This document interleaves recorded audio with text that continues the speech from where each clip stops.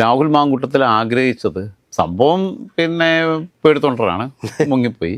പോയി കഴിഞ്ഞതിന് ശേഷം പിന്നീട് ഇവനെ ആഗ്രഹിച്ചിട്ടുണ്ടാകുക ഇവനെ പിന്നെ പോലീസ് പിടിച്ചിരുന്നെങ്കിൽ എന്നുള്ളത്. അപ്പോഴത്തെ ഈ പേടിയിലങ്ങ് പോയി. വലിയ ഈ ധീരത കാണിക്കുന്ന ആൾക്കാരെല്ലാം ബേസിക്കലി ഇങ്ങനെ നമ്മളത്തെ ചവിട്ടിക്കഴിഞ്ഞാൽ ഓടുന്നവന്മാരാണ്. അവരാണ് ഈ വലിയ ഞങ്ങൾ ധീരന്മാരാണെന്നും പറഞ്ഞ് നടക്കുന്നത്. ധീരതയുള്ളവൻ ഞാൻ ധീരനാണെന്നും പറഞ്ഞ് നടക്കത്തില്ല. ഒന്നാമത്തെ കാര്യം അത്രയേ ഉള്ളൂ. ധീരത കാണിക്കുന്നതെന്ന് പറഞ്ഞാൽ ആൾബലത്തിൻ്റെ കൂട്ടത്തിൽ അങ്ങനെ അങ്ങ് പറഞ്ഞു പോകുന്നു, ആവേശം കൊള്ളിക്കുന്നു.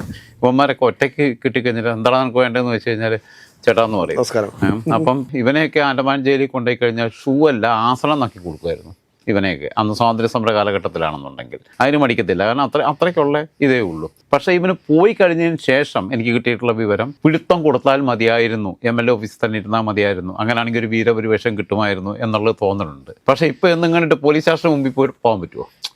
മുങ്ങിയ ഒരുത്തൻ ഇനിയിപ്പോൾ പോയിട്ട് ഹാജരാകുക എന്ന് പറഞ്ഞു കഴിഞ്ഞാൽ ഒരു വീരപരിവേഷവും കിട്ടാനില്ല. അല്ല, മുങ്ങൽ എന്നുള്ള ചാപ്പ അവിടെ ചാർത്തി കിട്ടിക്കഴിഞ്ഞല്ലോ. അതെ അവിടെ രാഹുൽ മാങ്കൂട്ടം മുങ്ങി.